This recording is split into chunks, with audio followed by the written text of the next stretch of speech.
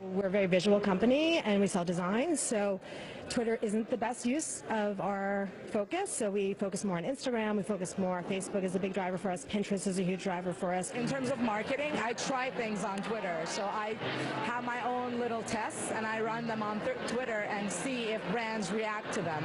People are trying to figure out how are they going to monetize these opportunities. Yesterday a Nordstrom speaker said we don't know how to measure our ROI in social media. So I think Twitter, it's a bet on the future. I'm currently studying integrated marketing. I think that's one of the most relevant tools in terms of marketers. So that's why I started using Twitter. I'm not a first adopter, especially with shares, so I would like to see what it does first for a little bit before I would buy shares. I also have a lot of student loans to pay off, so we'll take care of that first before I buy shares. We all are a little burned by that Facebook IPO, so if I were going to be investing, I'd probably hold off for a little bit and see where the market goes. I would not invest in Twitter. I think people are bored of Twitter. I think people get so many comments and they can't keep up with it. It's overwhelming. Those were some students and a couple of marketing professionals at the L2 Forum. That's a big digital marketing event sponsored by New York University's Stern School of Business. They, of course, were weighing in on Twitter's initial public offering. Now, Twitter received a tremendous response on its first day of trading as investors scrambled to get a piece of the action. But here's the downside. The 7-year-old company has never made a profit, ever. And joining me now is CCTV's Liling Tan with more.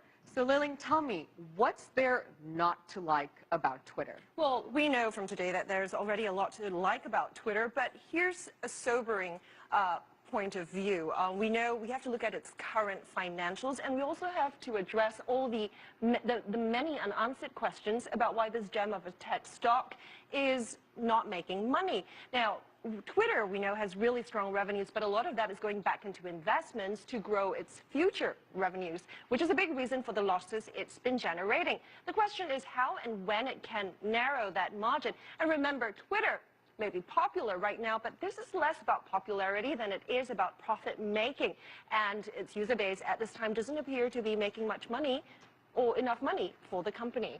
Let's take a look. This is Tom Shilu, New York City comedian and storyteller. This is Tom's Twitter account. He has a huge Twitter following. And this is Tom telling CCTV why he thinks Twitter is hot, but not that hot. The thing about Twitter that I would say is negative is that people follow too many people. So then they don't see my updates. Whereas on Facebook, it's a lot of people who are like friends. I have a bigger following on Twitter, but if I write a funny comment or post a funny picture, it gets more likes on Facebook than it does on Twitter. It's hard not to make comparisons between Twitter and Facebook. Both are hot tech companies that sizzled ahead of their IPOs, and both rely on the size of their user base to generate profits.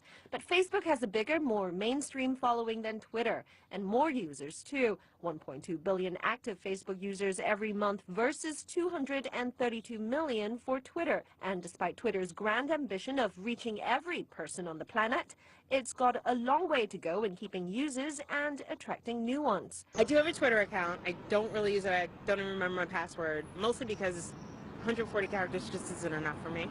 I just feel like I'm pulled in many different directions, and Twitter seems a little trivial to me. A recent poll by Reuters Ipsos showed a bigger percentage of Twitter users are inactive or closing their accounts compared with Facebook. And that's why some market watchers say Twitter, which has never turned a profit, may not be the best stock to invest in at this time.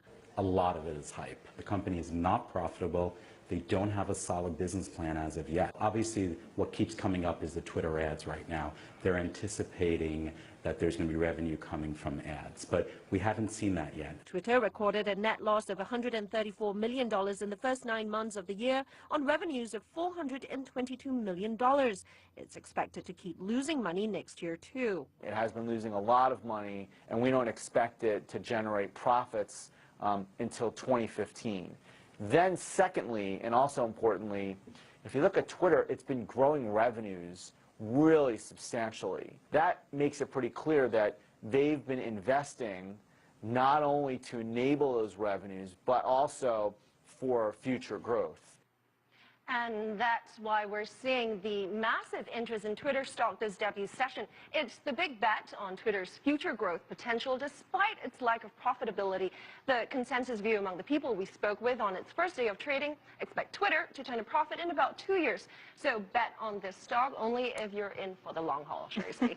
Well, I'm not one to play the market, Liling, but for those who are playing the market and specifically betting on the Twitter stock, the question on everyone's mind is, how is Twitter going to monetize its users? Great question, and that's what everybody really is asking. And first we look at advertising revenue. Now, Twitter recently acquired Mopop, the online advertising exchange site, and that's been deemed as a positive step by a lot of analysts because it allows Twitter to sell mobile advertising, and that already accounts for more than 70% of Twitter's revenue stream. But here's where the problem may come. Now, Twitter's advertising revenue strategy is based less on what it's taking in now than on what it hopes to get in the future. And over the next year, it's looking at a 53% growth to about $10 billion, but that is next year, which makes today's stock, this session stock, expensive. And the other thing is its user base, its critical mass. Now, Twitter is growing quite significantly its user base out of America. We're talking developing countries like Brazil and India, but also developed nations such as France. Now, how do they monetize it? That's what everybody's asking because there really isn't any answer. Twitter is already facing a lot of challenges trying to make money out of its American user base. So how's it going to make money out of its users abroad? We'll have to see how it does that once it comes out with a proper business plan or once its business plan becomes clearer. Okay, so we're going to have to wait and see what Twitter does, I guess, hopefully in a couple of weeks, right? Hopefully. Great, thank you so much. That was CCTV's Liling Tan talking to us about Twitter. And joining me now to talk more about Twitter's first day of trading is co-founder of Brand Ads, Ryan Pamplin in San Francisco. Ryan, thank you so much for joining us tonight. Thank you. So Ryan, I want to start off by asking you, Twitter opened at $45.10 today. Now that's valuing the company over $24 billion. How surprised were you to see those numbers come out? Well, you know, $26 sounded like a pretty fair price, and they'd already moved it up from what they were initially going to price it at. So to see it hit the market in the mid-40s, that was surprising for me.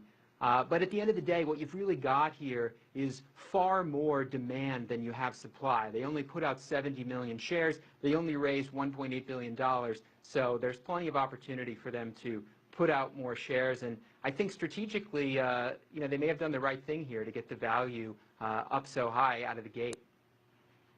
Okay, so they've got the value up really high, but do you think that Twitter is overvalued? We have a lot of people, a lot of naysayers in the market that say that perhaps there's too much hype around the price. Do you agree? Well, certainly there's a lot of hype. I can't deny that. But what I can tell you is that I have experience working with a lot of Fortune 500 companies using the Twitter platform to drive awareness and sales, and it definitely works. So as someone who's inside the advertising industry, I am very confident that these guys are going to be able to move over from this growth mode into this mode of figuring out how to derive value out of this giant global communications network that they've created. So for that reason, I would say that today, yes, based on revenue, it's overvalued and it's hyped. But long term, looking at, let's say, the end of the decade, this could be a stock in the hundreds of dollars. You talk about revenue. Let's talk about profit. So what we know is that Twitter, till date, has never turned a profit. So what do you think Twitter's value is really being based on here? Well, it's all based on speculation. It's based on what people think that the team that's running Twitter is going to be able to do when it comes to advertising. And Twitter's really got to create a suite of advertising products that's going to attract the billions of dollars.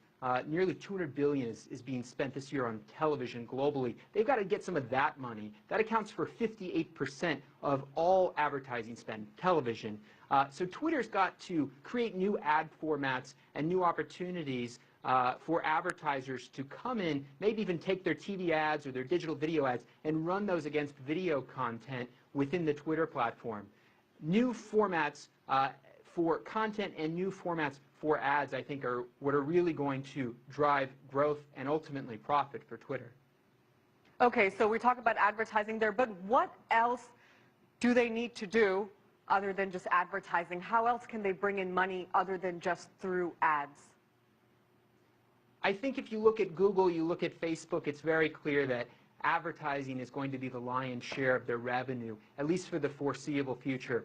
But there is a lot of value from the incredible wealth of information that Twitter has. You've got news networks getting breaking news from Twitter, world leaders, business leaders, all breaking news on Twitter. And it's sort of this global influence network. And there is value there in the data. And I expect that they will figure out ways to make money off of licensing that data, maybe making predictions on that data. And they're already doing this a little bit today, licensing sort of the fire hose of all tweets to a handful of companies who are using this for a variety of things like social media monitoring. But the revenues from that, I don't think are very substantial yet.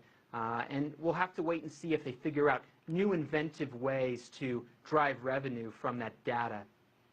Ryan, really quickly, just before you go, how big do you think Twitter will get? I'm quite bullish on Twitter. I use Twitter every day. Are you bullish on Twitter?